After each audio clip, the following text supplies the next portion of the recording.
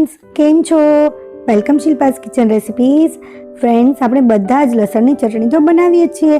લસણની ચટણી તો લગભગ દરરોજ બધાના ઘરમાં હોય છે, પરંતુ આપણા બધાના ઘરમાં જે લસણની ચટણી હોય છે તેના કરતાં એકદમ અલગ મસાલેદાર લસણની ચટણી બનાવીશ અને બે અલગ અલગ રીત તમને હું બતાવીશ। આ તમને એમને એમ જ રોટલી, રોટલા, ભાખરી, થેપલા, પરાઠા સાથે ખાઈ શકશો। તો ફ્રેન્ડ્સ આપણે જોઈએ કે આમાં હું કયા કયા મસાલા નાખું છું। એ પહેલાં તમને એક રિક્વેસ્ટ છે કે જો તમે મારી ચેનલને હજુ સુધી સબસ્ક્રાઇબ નથી કર્યું તો નીચે જે લાલ કલરનું સબસ્ક્રાઇબ આપેલું છે તેને પ્રેસ કરી અને બાજુમાં જે બેલ આવે તેને પણ પ્રેસ કરીને ઓલ પ્રેસ કરી લો, જેથી મારા નવા બધા જ વિડીયોની નોટિફિકેશન તરત મળી રહે।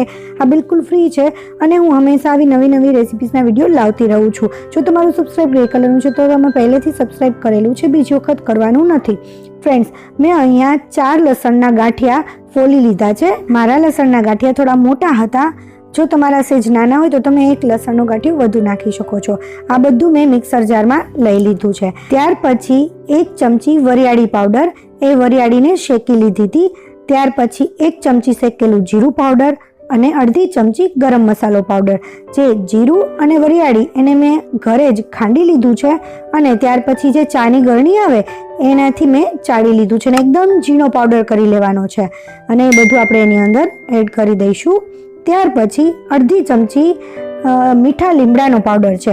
ફ્રેન્ડ્સ હું મીઠો લીમડો કરતાં મીઠા લીમડાનો પાવડર બધામાં વધારે નાખું છું, કેમ કે આખો મીઠો લીમડો તો આપણે કાઢી જ નાખતા હોય છે। ત્યાર પછી મેં 1 ચમચી આમચૂર પાવડર લીધો છે, એ આપણે એની અંદર એડ કરી દઈશું અને ત્યાર પછી 4 ચમચી મરચું પાવડર લીધો છે।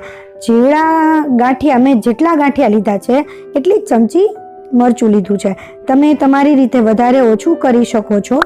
અને ત્યાર પછી 1 ચમચી શેકેલા મગફળીના દાણા ખાંડી અને એનો ભૂકો કરી લીધો તો એ એની અંદર એડ કરશું। અડધી ચમચી ધાણા પાવડર લીધો છે, એ પણ નાખી દઈશું। ફ્રેન્ડ્સ આ બધા મસાલાનો ટેસ્ટ એટલો સરસ આવે છે કે તમને એમનેમ જ ખાવાનું મન થઈ જશે।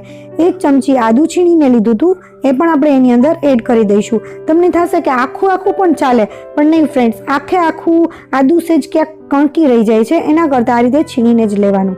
ટેસ્ટ પ્રમાણે મીઠું નાખી દઈશું અને ચપટી ખાંડ લઈ લઈશું। ખાંડ થોડી જ એડ કરવાની છે, જે ખટાશ અને ખારાશ બંનેને બેલેન્સ કરે એના માટે। ત્યાર પછી 3 ચમચી લીંબુનો રસ એડ કરી દઈશું। તમને થશે કે આમચૂર પાવડર તો નાખ્યો છે તો એ ખટાશવાળો હશે, પરંતુ નહીં, મેં આમચૂર પાવડર ઓછો નાખ્યો છે અને ત્યાર પછી લીંબુ, એ બંનેનો ટેસ્ટ અલગ અલગ હોય છે, એટલે બંનેનો ટેસ્ટ વધારે સરસ આવશે। ત્યાર પછી એને ઢાંકી અને આપણે મિક્સર જારમાં ક્રશ કરી લઈએ। મિક્સર જારમાં સરસ રીતે આપણે ક્રશ કરી લીધું છે। આ રીતે થોડું લસણ રહી જાય તો કોઈ પ્રોબ્લેમ નથી, કારણ કે એ તો મજા આવે ખાવામાં જ્યારે ખાઈએ છીએ ત્યારે। આ રીતે એકદમ સરસ રીતે પેસ્ટ કરી લીધી છે અને એને આપણે બીજા વાસણમાં લઈ લઈએ। આ થઈ ગઈ આપણી પહેલી રીત। આને તમે આમનમ ખાઈ શકો છો, ખૂબ જ ટેસ્ટી લાગે છે। રોટલી, રોટલા, પરાઠા, ભાખરી ગમે તેની સાથે ખાઈ શકો છો। હવે આપણે આપણી બીજી રીત જોઈ લઈએ।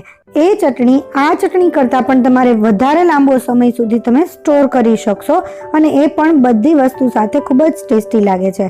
એના માટે આપણે એક પેનમાં લગભગ 3 ટેબલ સ્પૂન જેટલું તેલ લઈ લેશું। આપણે જે પાવરા કહીએ છીએ એ 3 પાવરા જેટલું આપણે તેલ લઈ લઈએ। હવે ત્યાર પછી એને એકદમ ગરમ થવા દેવાનું છે। ફ્રેન્ડ્સ આ ટ્રીક તમે ખાસ જોજો, ડાયરેક્ટ ગરમ થાય એટલે તરત આપણે નથી નાખવાનું। જો હું તમને કઈ રીતે બતાવું છું, જે તેલ છે ને એકદમ ધુમાડા આવવા દેવાના છે, એકદમ તેલમાંથી ધુમાડા નીકળે એટલું ગરમ થવા દેવાનું છે। ત્યાર પછી આપણે ગેસને ઓફ કરી દઈશું અને લાઇટ ધુમાડા નીકળે એટલા ઓછા થઈ જાય, ગરમ તેલ રહીએ પરંતુ સેજ ધુમાડા ઓછા થાય। ત્યાર પછી આપણે એની અંદર હિંગ નાખીશું। ફ્રેન્ડ્સ ગેસને ઓફ જ રાખવાનો છે, ગેસ ઓન નથી કરવાનો, એનું રીઝન હું તમને હમણાં બતાવું છું। ત્યાર પછી આપણે જે લસણની ચટણી હતી એ આપણે એની અંદર એડ કરી દઈશું। આ રીતે કરવાથી આપણું જે મરચું છે એ બળી નહીં જાય, નહીતર જનરલી જે આપણે તેલમાં કરતા હોઈએ છીએ ત્યારે આપણું મરચું બળી જતું હોય છે, પરંતુ આ ગેસને ઓફ કરી અને પછી આપણે આ રીતે કરવાનું છે અને તમે જુઓ જે આપણું તેલ હતું એ બધું ઓબ્ઝર્વ થઈ ગયું છે અને ઠંડુ થાય ત્યાર પછી આપણે એક એરટાઇટ ડબ્બામાં ભરી લઈશું। ફ્રેન્ડ્સ તમને કેવી લાગી મારી બંને રેસીપી? ફ્રેન્ડ્સ તમે અહીંયા સુધી મારી રેસીપી જોઈ છે તો તમને જરૂર ગમી હશે તો એક લાઇક આપી દેજો અને સબસ્ક્રાઇબ ના કર્યું હોય તો આવી જ નવી રેસીપી જોવા માટે સબસ્ક્રાઇબ પણ કરી લેજો। Thank you for watching. Next recipe સાથે ફરીથી મળીશું, ત્યાં સુધી બાય બાય।